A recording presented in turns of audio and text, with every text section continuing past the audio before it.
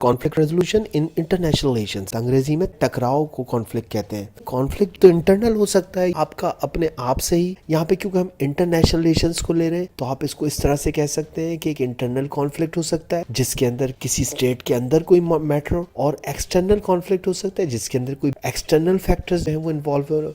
दरअसल आप conflict war को कह सकते हैं इंटरनेशनल रिलेशंस के अंदर। आप कॉन्फ्लिक्ट जो है वो रेवोल्यूशन को कह सकते हैं। आप कॉन्फ्लिक्ट जो है वो किसी स्ट्रगल को कह सकते हैं जो कि या तो पुरअमन भी हो सकती है या फिर जो है उसके अंदर फोर्स का इस्तेमाल हो सकता है। इवन ये कि ये आर्म्ड कॉन्फ्लिक्ट भी हो सकता है जिसके अंदर फोर्स नहीं बल्कि फ़ौज का इस्तेमाल हो और हथियारों का इस्तेमाल हो जाए। कि इसकी क्या एग्जांपल्स हैं? पाकिस्तान और इंडिया के दरमियान जो है वो निगोशिएशंस भी जारी रहती हैं जो कि आजकल फ़िलहाल हॉल्ट हुई हुई हैं, रुकी हुई हैं, लेकिन इसके साथ साथ आपने देखा कि पाकिस्तान और इंडिया के दरमियान आर्म कॉन्फ्लिक्ट्स भी हो चुके हैं।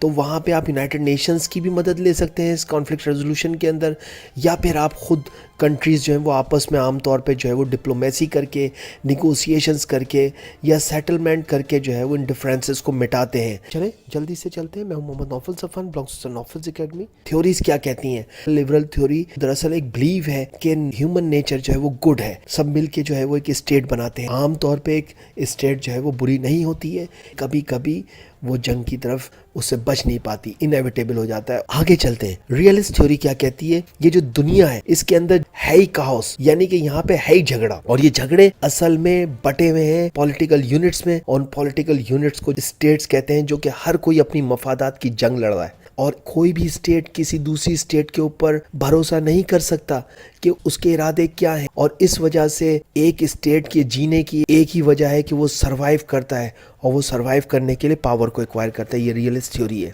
अब देखते हैं रेडिकल थ्योरी क्या है। दरअसल रिसोर्सेज है, इसका एक अनइवन डिस्ट्रीब्यूशन हुआ है, ना इंसाफी पे मबनी एक ऐसा डिस्ट्रीब्यूशन हुआ है जिसकी वजह से कॉन्फ्लिक्ट क्रिएट होता है।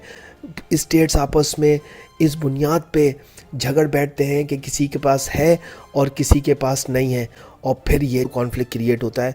और ये चार तरह का होता है। कॉन्फ्लिक्ट विद सेल्फ, आपका कॉन्फ्लिक्ट आपके अपने साथ, मैं सिगरेट पीता हूँ, मेरा कॉन्फ्लिक्ट मेरे अपने आप के साथ है। अगला है कॉन्फ्लिक्ट विद अदर्स, एक स्टेट जो है किसी चीज को अहमियत दे रही है और दूसरी स्टेट उसको जो है वो मानने को तैयार नहीं है। तीसरा है कॉन्फ्लिक्ट ऑफ एनवायरनमेंट। मिसाल के तौर पर पाकिस्तान और इंडिया के दरमियान भी वाटर कॉन्फ्लिक्ट है जिसमें इंडिया जो है वो पानी का रास्ता डैम बना के मोड़ रहा है।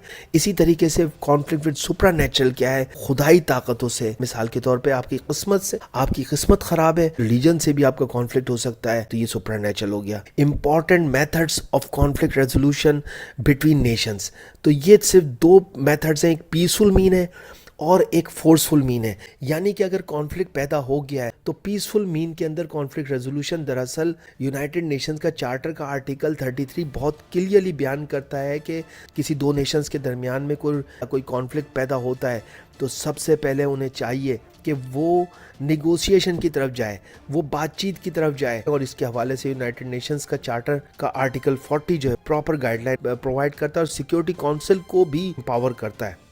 कंसिलिएशन कहलाता है। इसमें आप कमीशन को अपॉइंट कर सकते हैं कि वो किसी डिस्प्यूट को रिजॉल्व करे। इसके अलावा मीडिएशन हो सकता है थर्ड पार्टी का। कैंप डेविस एकॉर्ड ये पीसफुल मैनर में जो रिजॉल्व हुआ एक बहुत बड़ा झगड़ा इसराइल और इजिप्ट के दरमियान, इस जरिए से थर्ड पार्टी का इस्तेमाल करके जिमी कार्टर ने जो है वो इसको रिजॉल्व किया, यूएस प्रेसिडेंट ने। तो ये इसका थर्ड पार्टी का इस्तेमाल है। इंक्वायरी के जरिए से, यानी कि किसी से कंफर्म करा सकते हैं ये मुल्क सही कह रहा है या दूसरा मुल्क सही कह रहा है, तो इसके लिए आप थर्ड पार्टी को एक्वायर कर सकते हैं इन्वेस्टिगेशन के लिए between the claims of states. दोनों पार्टी का रजामंद होना लाजमी है।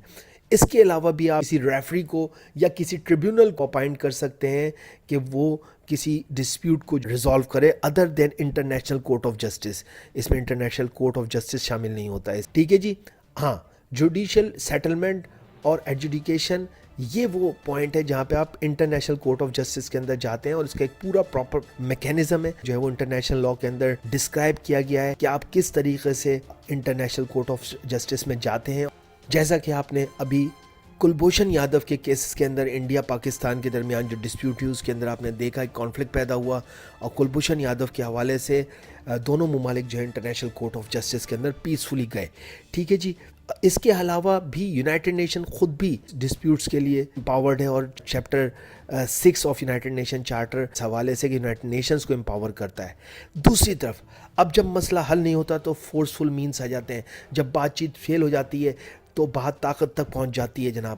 تو فورسفل مینس جاننے کے لیے کہ فورسفل مین کس طرح سے استعمال ہوتا ہے، چلیں پہلا میں آپ کو بتاتا ہوں کاؤنٹر ایکشن ہوتا ہے، لیکن کاؤنٹر ایکشن کا مطلب ہرگز یہ نہیں ہے کہ آپ فوج کا استعمال کریں، یعنی کہ آپ بدلے کے لیے صرف فوج کا استعمال نہیں بلکہ آپ سیاسی طور پر بھی اس مسئلے میں احتجاج یا فورس کا استعمال کر سکتے ہیں کہ آپ اپنے دشمن سے سیاسی تعلقات کو، پولیٹیکل کنیکشنز کو ختم کر دیں۔ یہ بھی ایک فورسفل مینر ہے، آپ جو ہے کاؤنٹر ایکشن کرتے ہیں اس کے اندر۔ نمبر 1 کاؤنٹر ایکشن ہو گیا اس کا۔ دوسرا جو ہے ریٹیلیشن انگریزی میں پلٹ کے وار کو کہتے ہیں، اور یہ act of taking by force, آپ کسی چیز کو جو ہے وہ فورس کے ذریعے سے حاصل کرتے ہیں۔ حالانکہ یونائٹڈ نیشن چارٹر اس نے اس کو اللیگل کہا ہے، بہرحال آپ جو ہے ریٹیلیٹ کرتے ہیں، آپ جو ہے فورس کے ذریعے سے۔ کئی دفعہ ایسا ہوا ہے کہ یونائٹڈ نیشنز کی موجودگی میں بھی ڈفرینٹ نیشنز نے جو ہے وہ اس انسٹرومنٹ کو استعمال کیا ہے اور اپنا کانفلکٹ ریزولو کیا ہے، اور دنیا دیکھتی رہ گئی جناب۔ بہت نکلے گی تو پھر دور تلک جائے گی، لیکن یونائٹڈ نیشنز یہاں پہ جو ہے وہ تھوڑی سی ہینڈی کیپ نظر آتی ہے۔ بہرحال جو انٹرنیشنل لا ہے وہ میرا آپ کو بتانے کا مقصد ہے۔ آگے چلتے ہیں پیسفل سیزر کا جو ٹرمنالوجی ہے بیسیکلی نیول فورس کے لیے استعمال ہوتی ہے کہ آپ نیول فورس کے ذریعے سے کسی علاقے کو سیز کر دیتے ہیں اور نیول فورس کو استعمال کرتے ہیں۔ اس کے ساتھ ساتھ انٹرونشن بھی ہو سکتا ہے، اور انٹرونشن جیسے کہ نام سے لگ رہا ہے کہ کوئی ملک جو ہے وہ کسی ملک کے اندر گھس کے کانفلکٹ کو فورسفلی ریزالو کرتا ہے۔ یونائٹڈ نیشنز کا خود کا اپنا بھی ایک فورس کو استعمال کرنے کا میتھڈ ہے، جو کہ چیپٹر 7 کے اندر مکمل طور پہ بتایا گیا ہے کہ یونائٹڈ نیشنز کا چارٹر نمبر 7 اور اس کے آرٹیکل 39، 40 اینڈ 41 سیکیورٹی کونسل کو بااختیار بناتے ہیں کہ وہ فورس کا استعمال کر سکے۔ اسی طرح سے سیکشن 42 میں سیکیورٹی کونسل کو فوج کا استعمال کا حق بھی مل جاتا ہے کہ گلف وار کے اندر 1990 کے اندر اور عراق کے اندر جو ہے 2003 کے اندر آپ نے دیکھا کہ کس طریقے سے فورس کا استعمال ہوا، کس طرح سے یونائٹڈ نیشنز کو امپاور کرتی ہے۔ سو آئی ہوپ کہ آپ کو یہ پریزنٹیشن پسند آئی، کوئی ہیلپ فل رہی ہوگی۔ اگر آپ کو یہ ہیلپ فل رہی ہے تو پلیز لائک اور سبسکرائب کر دے گا۔ Thank you very much.